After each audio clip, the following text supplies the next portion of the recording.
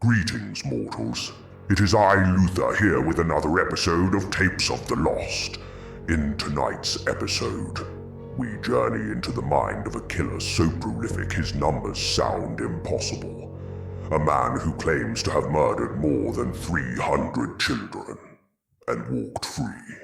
His name is Pedro López, and his story is the closest thing we have to a real-life boogeyman.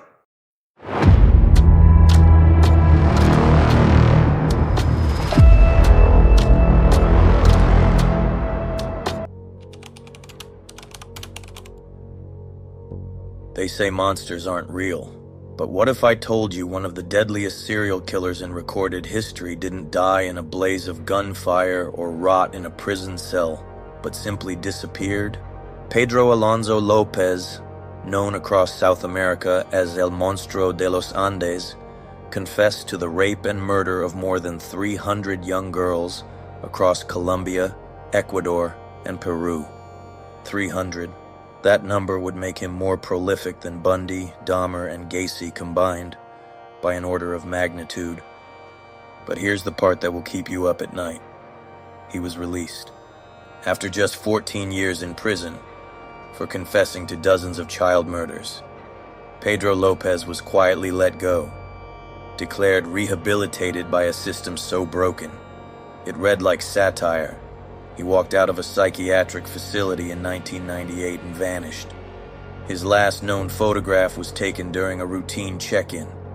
Since then, nothing. No confirmed sightings, no confirmed crimes, just a man who once strangled little girls with his bare hands, fading back into the crowd. Authorities suspect he may have killed again. They just can't prove it. Interpol still has a warrant. Colombia still lists him as wanted, but you wouldn't recognize him on the street. The face may have aged, but the eyes, those are the same. There's an unspoken horror among detectives who worked his case, the fear that he's still out there, walking among the living, watching, waiting. A monster with unfinished business. But to understand how he became what he is, we have to go back to the streets of Tolima, Colombia, a place soaked in violence, and a boy abandoned to it. Before Pedro López became a predator, he was prey. Born in 1948 in the lawless chaos of post-war Colombia, Pedro's life began in shadows. His father, a member of the violent guerrilla group El Tolima, was killed by government forces before Pedro was even born. That left his mother, a sex worker, to raise 13 children on her own. She was, by all accounts, abusive, cold, and prone to sudden violence. When Pedro was just 8 years old, he was caught touching his sister inappropriately. His mother's reaction wasn't discipline, it was exile. She threw him out into the streets of Bogotá, where he joined thousands of homeless children, scavenging for food, shelter, and survival.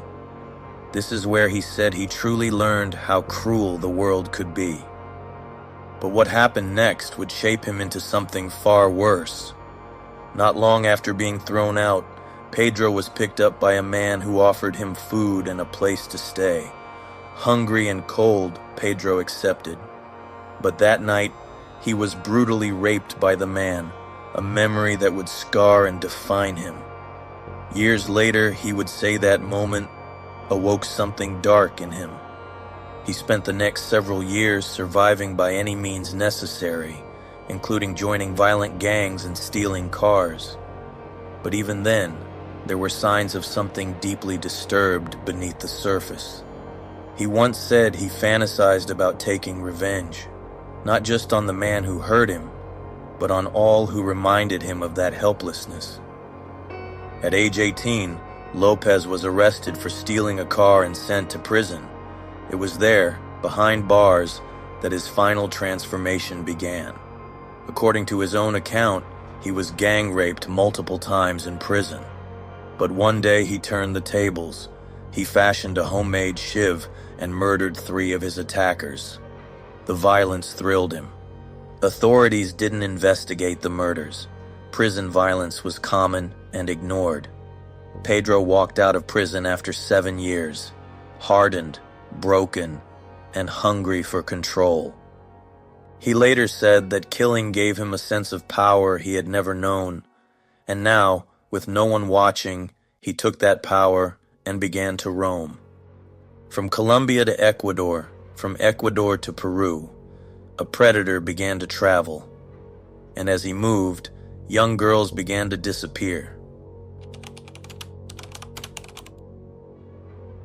By the late 1970s, a chilling pattern had gripped the Andean regions of Ecuador. In remote towns and farming villages, families began reporting something unthinkable: young daughters vanishing without a trace. Girls between the ages of 8 and 12, gone. Always under similar circumstances. Always in places where help was miles away. But no one connected the disappearances. Not at first. In the eyes of overstretched local authorities, these were isolated tragedies. Cases of children getting lost in the wilderness. The idea of a roaming predator? Unthinkable. And that was exactly how Pedro López wanted it. He'd move from town to town, presenting himself as a humble traveler, quiet, polite, unassuming. In reality, he was hunting. He watched from shadows. He studied routines. He understood how to disappear into the landscape and into the trust of unsuspecting strangers. And then, with unnerving calm, he'd approach his victims, always with a story, a promise, a lure that seemed harmless. He never rushed. That was key. He once told investigators he considered the process to be sacred, something he practiced with care. He needed to build trust, to wait for the perfect moment, to take them somewhere no one would find them. And when he did, he didn't just move on, he returned. In later interviews, Lopez admitted to revisiting the burial sites of his victims, not out of remorse, but to relive the experience, to speak to them, as if they were trophies, not lives. And he kept going, over and over, until the numbers became incomprehensible. In Ecuador alone, he claimed to have taken the lives of more than 100 children, and he said it with a chilling stillness. No emotion, no regret, just statistics. Authorities didn't see it, because they didn't believe it was possible. Whole agencies brushed off the disappearances. Rural officers were unequipped, unsupported. Families were silenced by poverty, grief, and disbelief. No alerts, no national panic, no headlines, just a silent pattern stretching across 3 nations. He operated this way for years, unhindered. A man with no fame, no name, and a body count that was growing into the hundreds. But monsters, no matter how clever, make mistakes. And Lopez finally did. One that would lead investigators to a horrifying discovery beneath the soil.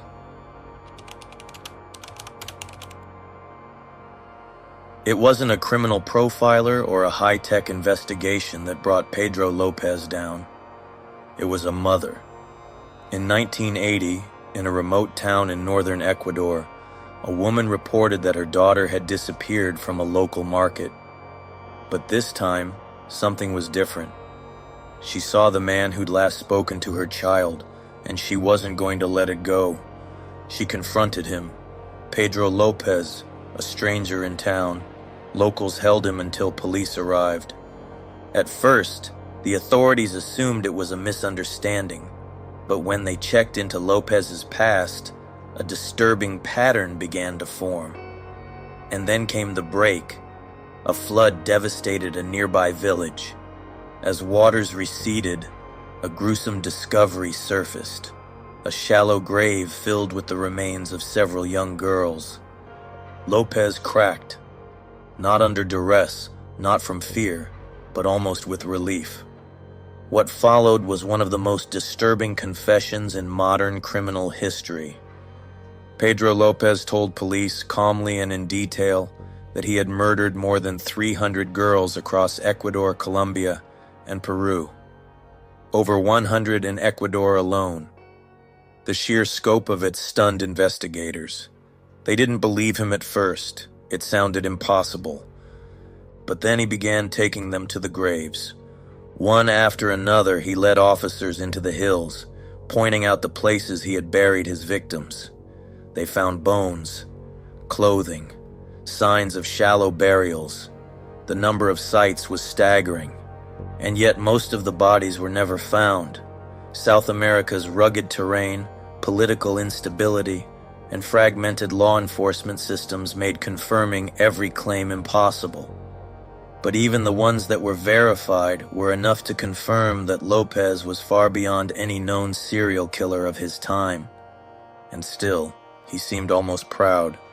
He spoke about his crimes with composure. He described his selection process, the way he chose towns, the timing, the planning. It wasn't chaos, it was strategy. He once told an interviewer, "I liked the girls in Ecuador. They were more gentle and trusting." It was that kind of statement that made investigators realize they weren't dealing with a man in the grip of a mental break. They were dealing with a calculated predator. And yet, despite the horror, the scope, and the proof, the justice system wasn't prepared for him. Because what came next would make everything feel even more surreal. Pedro Lopez confessed to over 300 murders, led police to burial sites, gave detailed accounts of his methods, and yet, he didn't spend the rest of his life in prison. In fact, he barely spent any time at all. In 1980, Lopez was convicted in Ecuador, not for hundreds of murders, but for the deaths of just 57 girls. That was the number investigators could confirm beyond doubt. The rest? They were considered alleged. But here's the twist. Under Ecuadorian law at the time, the maximum sentence for murder was just 16 years.